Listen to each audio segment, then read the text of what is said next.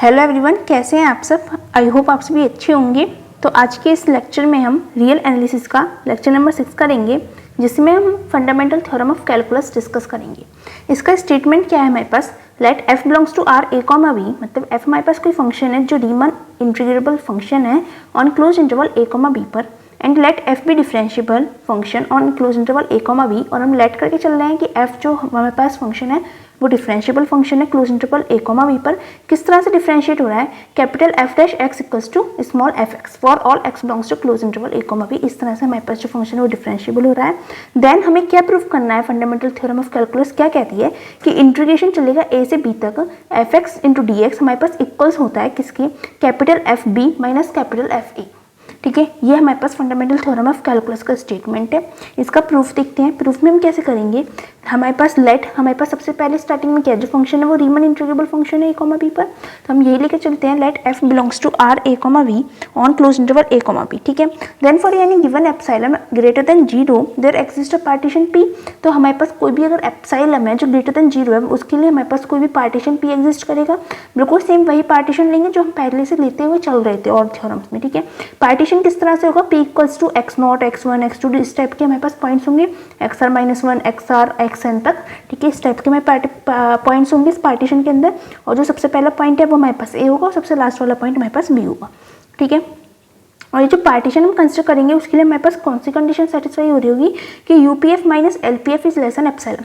देखो हमने अभी तक जो लेके चल रहे थे वो यूपीएफ जी एलपीएफ जी लेकर चल रहे थे, क्योंकि वो हमारे पास चले थे रीमन स्टिल्जियस इंटीग्रेबल। ठीक है, लेकिन यहाँ पे हमारे पास एफ आर ए बी को बिलोंग करा है, मतलब यहाँ पे सिर्फ रीमन इंटीग्रेबल फंक्शन है, इसलिए हमारे पास जो फंक्शन है वो सिर्फ अकेला एफ है, जी नहीं, इसलिए UPF minus LPF is less than epsilon हम लेके चल रहे हैं। ठीक है, अब हमने पढ़ी थी मीन वैल्यू थ्योरम, तो now by mean value theorem there exist a point xi r। अब हमारे मीन वैल्यू थ्योरम के हिसाब से हमारे पास एक पॉइंट एग्जिस्ट कर होगा xi r। देखो ये जो है हमारे पास इसे xi बोलते हैं, xi। ठीक है, इस टाइप से लिख सकते हैं xi r। ठीक है, जो हमारे पास एक rth सब इंटरवल लिया है xr माइनस 1 xr। ठीक है, उसमें हमारे पास ये वाला जो पॉइंट है xi r वो बिलोंग कर रहा है, और वो बिलोंग किस तरह से कर रहा है कि f of xr minus F of X R minus 1 हमारे पास किसके इक्वल होता है कि जो एफ डैश है, देखो डिफरेंशिएबल फंक्शन वाली कंडीशंस लग रही है कि F dash of xi r और ब्रैकेट में आएगा एक्स आर माइनस 1। ठीक है, मतलब हमारे पास जो फंक्शन है, ठीक है, कैपिटल एफ फंक्शन लेके चले तो कैपिटल एफ का function X R minus capital F function X R minus 1 हमारे पास इक्वल होता है जो कैपिटल एफ है उसका differentiation with respect to xi r and X R minus 1 जो हमारे पास सब इंटरवल के पॉइंट्स है। ठीक है, इस तरह से हम लेके चलते हैं। अब देखो एक्स आर माइनस 1 को हम क्या लिख सकते हैं, डेल एक्स आर।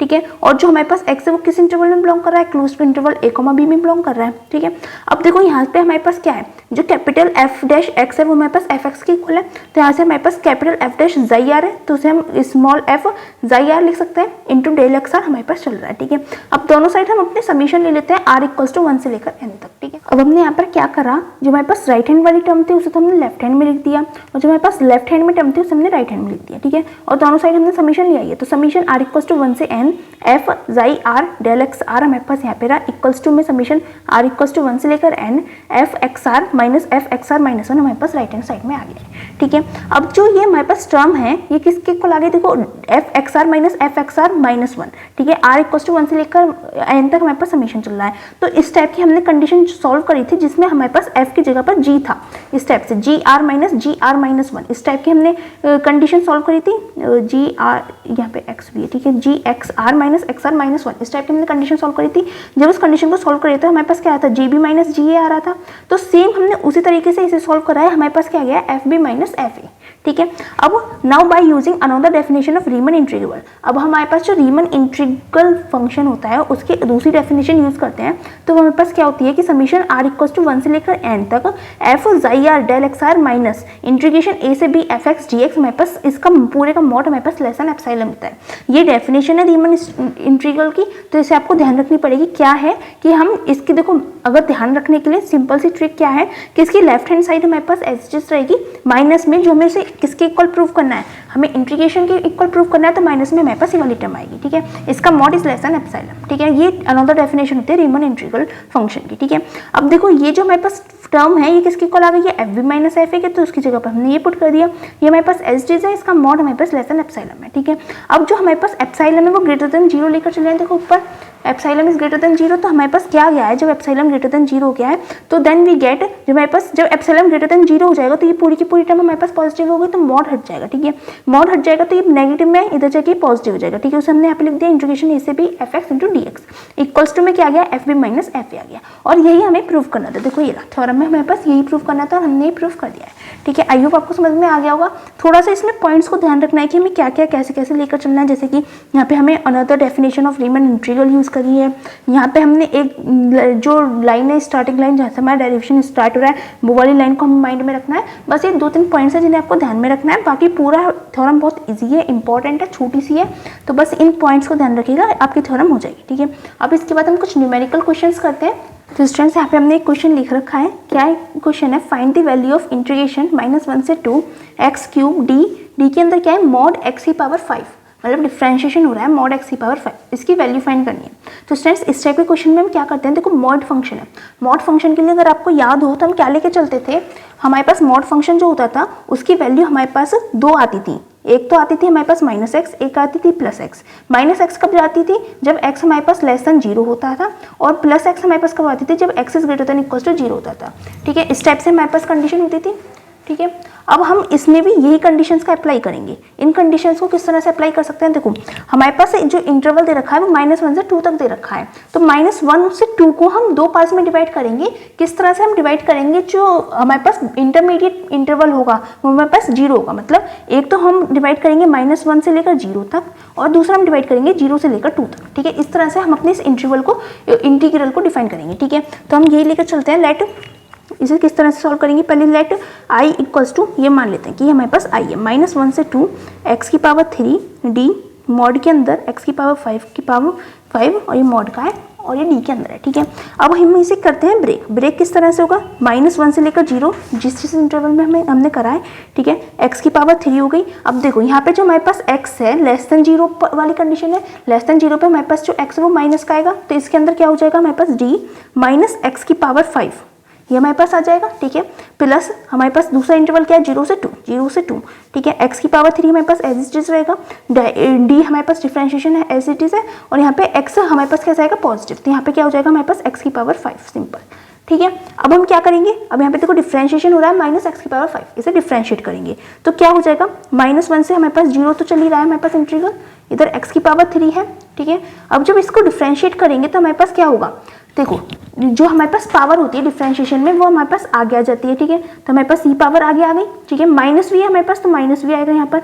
ठीक है, x की पावर 4 हो जाएगी, पावर 1 कम हो जाती है। जो क्या होता है हमारे पास डिफरेंशिएशन का फॉर्मूला कि अगर हमारे पास x की पावर 5 है तो उसे हम लिखते हैं 5 आगे x की पावर 4, पावर में से 1 कम कर देते हैं। तो यहाँ पे भी हमने वही लिखा है 5x की पावर 4 आगे माइनस होती है, माइनस आ गया। ठीक है, इंटू हमारे पास क्या चलेगा dx, x के टर्म में ही तो डिफरेंशिएट कर रहा है, इंटू dx हो गया। ठीक है, सिमिलरली हम यहाँ पे करेंगे तो 0 से 2 हमारे पास इंटीग्रेशन की वैल्यू चल रही है, ये क्या हो जाएगा x की पावर 3 यहाँ पे हो जाएगा इंटू 5 x की पावर 4 इंटू dx। ठीक है, यहाँ पे नेगेटिव नहीं है तो यहाँ पे नेगेटिव नहीं आया है। ठीक है, अब देखो -5 हमारे पास कांस्टेंट है, वो इंटीग्रल का पार्ट नहीं बनेगा तो वो -5 बाहर आ गया इंटीग्रल से। ठीक है, यहाँ पे हो जाएगा -1 से लेकर 0 x की पावर 3 इंटू x की power 4 into dx, plus same यहाँ पे 5 हमारे पास पार्ट नहीं बनेगा इंटीग्रल का, 5 बाहर आ गया, इंटीग्रेशन 0 से 2 x की पावर 3 इंटू x की पावर 4 इंटू dx हो गया। ठीक है, ये हमारे पास क्या बन गया, -5 एज इट इज, -1 से 0 x की पावर 7 इंटू dx हो गया है, प्लस 5 इंटू 0 से लेकर 2 तक x की पावर 7 इंटू dx हो गया है। अब हमारे पास इंटीग्रेशन का क्या फॉर्मूला होता है कि अगर x की पावर 7 है तो हमारे पास जो पावर होती है वो हमारे पास इंक्रीज हो जाती है, और अपॉन में जो पावर आती है इंक्रीज हुई भी वो आ जाती है। तो यही हमारे पास इंटीग्रेशन हो जाएगा इसका। तो -5 x की पावर 7 को क्या लिखेंगे, x की पावर 8/8। ठीक है, इसकी लिमिट्स क्या रहेंगी, फाइनाइट है हमारे पास इंटीग्रेशन, तो -1 से लेकर 0 तक, प्लस 5 इंटू हमारे पास क्या रहेगा, यहाँ पे सेम वही आएगा x की पावर 8/8, और लिमिट्स रहेंगे हमारे पास 0 से 2। अब यहाँ पे हमें अपनी लिमिट्स पुट करनी है, लिमिट्स पुट करते हैं तो हमारे पास क्या हो जाएगा, -5। ठीक है, -5 हमारे पास एज इट इज है, ब्रैकेट के अंदर पहले हम अपर लिमिट पुट करते हैं, 0 पुट करेंगे तो हमारे पास 0 ही हो जाएगा, माइनस फिर -1 पुट करेंगे तो हमारे पास क्या आएगा, हमारे पास यहाँ पे वैल्यू हो जाएगी 1/8। ठीक है, क्योंकि 1 की पावर हमारे पास 8 जाएगी, -1 की पावर 8, तो हमारे पास क्या जाएगा 1। ठीक है, 1/8 हमारे पास यहाँ पे पावर बन जाएगी। ठीक है, प्लस हमारे पास इधर चलते हैं, इधर क्या रहेगी हमारे पास 2 की पावर 8/8 माइनस हमारे पास जीरो ही रहेगा जब हम जीरो वैल्यू पुट करेंगे, ठीक है। जब आप इसे सॉल्व करेंगे तो हमारे पास क्या हो जाएगा, देखो -5 की -1/8 में मल्टीप्लाई करेंगे तो ये प्लस का हो जाएगा 5/8 आ जाएगा, ठीक है। प्लस 5 मल्टीप्लाई जब हम इसे सॉल्व करेंगे तो हमारे पास आएगा 32, ठीक है। 32 सॉल्व होकर आ जाएगा इस पूरी टर्म को जब हम सॉल्व करेंगे। जब हम इसे सॉल्व करते हैं तो हमारे पास क्या वैल्यू आ जाएगी, इसे सॉल्व कर लीजिए, 5/8 प्लस 160 हमारे पास आंसर हो जाएगा। एलसीएम लेकर और सॉल्व कर सकते हैं, तो इसे हम क्या लिख दें, 160 हमारे पास होल 5/8 मिक्स फ्रैक्शन में हमने अपना आंसर लिख दिया, ठीक है। ये इस क्वेश्चन न्यूमेरिकल क्वेश्चन का आंसर हो गया है।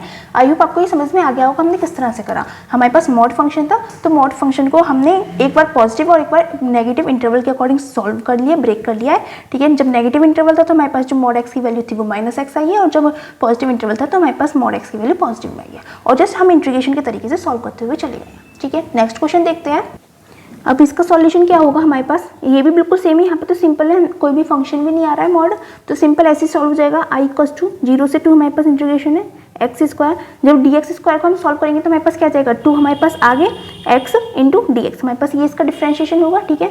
तो हमारे पास ये क्या हो गया, 2 हमारे पास इंटीग्रल से फ्री है, वो इंटीग्रल के बाहर आ गया, 0 से 2 x² × x हमारे पास x की पावर 3 हो गया इंटू dx हो गया है, ठीक है। x की पावर 3 का जब हम इंटीग्रेशन करेंगे तो क्या हो जाएगा, x की पावर 4/4, ठीक है। इंटीग्रेशन चलेगा हमारे पास 0 से 4 तक, ठीक है। जो हमारे पास लिमिट्स है वो 0 से 4 तक है। 2 × हमारे पास क्या हो गया है, जब 4 लिखेंगे 4 की पावर 4/4 माइनस 0 हमारे पास ये वैल्यू आ जाएगी। जब इसे सॉल्व करते हैं तो 2 × 4 की पावर 3 बचेगा, तो 4 4 16 4 64 मल्टीप्लाई 2 हमारे पास कितनी आ गई है, सो सॉरी स्टूडेंट्स, यहाँ पे हमारे पास जो लिमिट्स है वो 2 तक चल रही है, ठीक है। गलती से 4 लिख दिया है, तो यहाँ पे 2 आएगा, फिर यहाँ पे हमारे पास 2 आएगी, तो यहाँ पे अब जब सॉल्व करेंगे तो हमारे पास क्या वैल्यू हो जाएगी, हमारे पास जब इसे सॉल्व करेंगे तो एक तो यहाँ पर हमारे पास 2 की पावर ये नहीं आएगा, 4 आएगी सिर्फ, 4 2 8 हमारे पास इसका आंसर हो जाएगा, ठीक है। बिल्कुल सिंपल क्वेश्चन था, बस थोड़ी सी यहाँ पे गलती से 2 की जगह पर 4 लिख दिया था, इसमें थोड़ा सी मिस्टेक हो गई, बाकी बिल्कुल सिंपली हमें सॉल्व करना है। स्टूडेंट्स नेक्स्ट क्वेश्चन हमारे पास ये है, ये ब्रैकेट फंक्शन का क्वेश्चन है। ब्रैकेट फंक्शन क्या होता है, ब्रैकेट फंक्शन को हम ऑल्सो बोलते हैं ग्रेटेस्ट इंटीजर फंक्शन, मतलब एक कोई भी हमारे पास फंक्शन है, फॉर एग्जाम्पल हमने कुछ इनपुट डाला 3.7, ठीक है, उस पर हमने ब्रैकेट लगा दिया, तो उसमें हम क्या करते हैं, 3.7 में हमारे पास ग्रेटेस्ट इंटीजर क्या बन रहा है, ग्रेटेस्ट इंटीजर हमारे पास यहाँ पे 3 है, तो ये हमारे पास होता है ग्रेटेस्ट इंटीजर फंक्शन, ठीक है। इसका ग्राफ समथिंग इस टाइप से बनता है, फॉर एग्जांपल ये हमारे पास ग्राफ है, तो इसका इस टाइप से हमारे पास ग्राफ बनता है, इस, ठीक है ना। हम मतलब 0 से 1 1 से 2 इंटीजर के फॉर्म में अपने जो इंटरवल है उन्हें डिवाइड करते हैं, और उसके बाद हमारे पास ग्राफ इस टाइप से बनता है, ठीक है। तो अब इस फंक्शन को हमें सॉल्व कैसे करना है, देखो हमारे पास सबसे पहले 0 से 2 के बीच में हमारे पास इंटीग्रल दे रखा है, तो इसे क्या करो, एक एक इंटीग्रल के फॉर्म में से डिवाइड करो।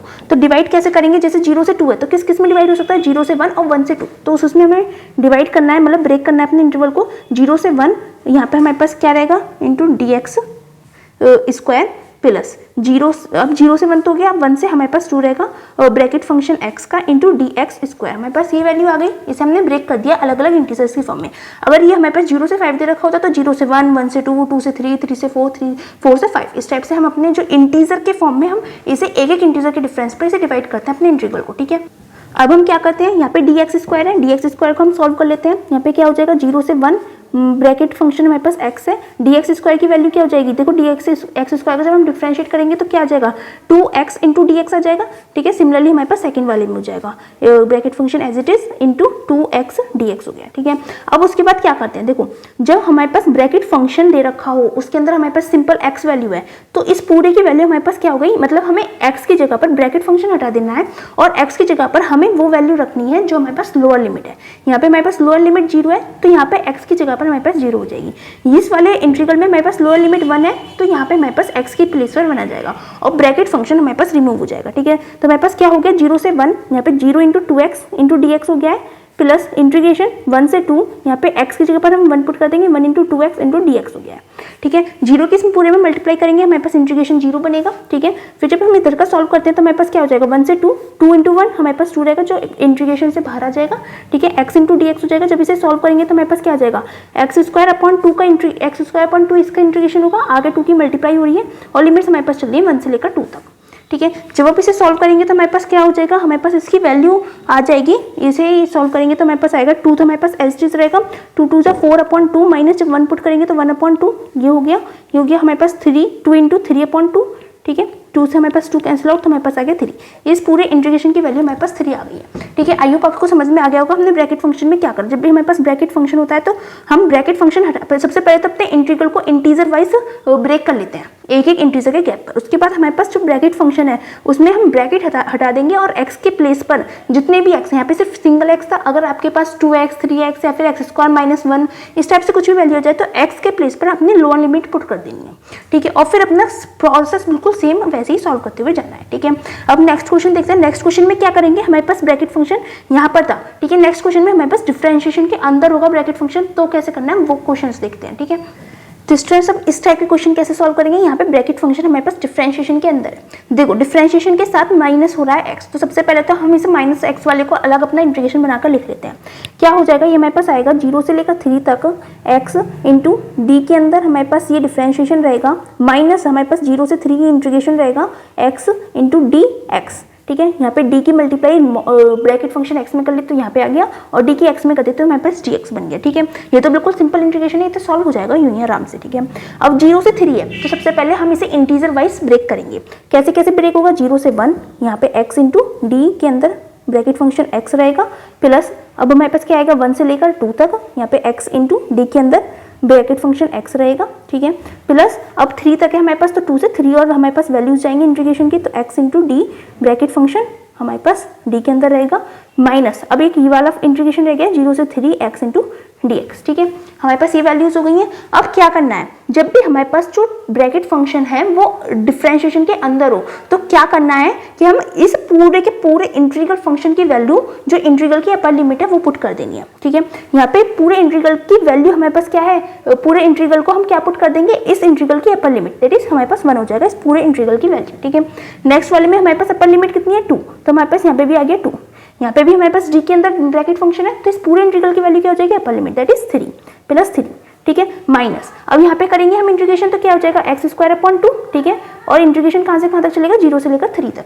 ठीक है, जब अपनी वैल्यूज पुट करेंगे तो हमारे पास क्या हो गया 3 और 2 5 और 1 6, 6 माइनस वैल्यूज पुट करते हैं, 3 3 से 9/2 आ जाएगा हमारे पास, 9/2 आ गया, माइनस हमारे पास 0 रहेगा, लोअर लिमिट 0 है तो उसे हमने लिखा ही नहीं है।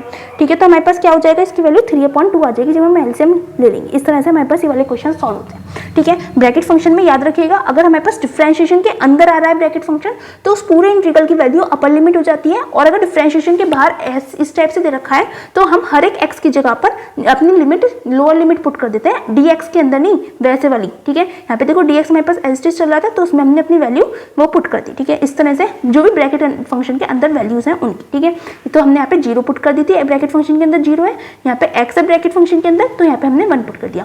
2x जो है उसमें हमने वैल्यू पुट नहीं करी, तो ये चीज ध्यान रखिएगा जो जो वैल्यूज हमारे पास ब्रैकेट फंक्शन के अंदर है उनमें ही हमारे पास x की वैल्यू पुट होगी लोअर लिमिट। ठीक है, आई होप आपको ये न्यूमेरिकल क्वेश्चन समझ में आ गए होंगे। अगर फिर भी आपको कोई डाउट रहता है तो आप हमसे कमेंट सेक्शन में पूछ सकते हैं, और अगर आपको हमारी वीडियोस अच्छी लग रही है तो प्लीज हमारी वीडियोस को लाइक कीजिएगा, अपने फ्रेंड्स का शेयर कीजिएगा एंड हमारे चैनल को सब्सक्राइब कीजिएगा। Thanks for watching.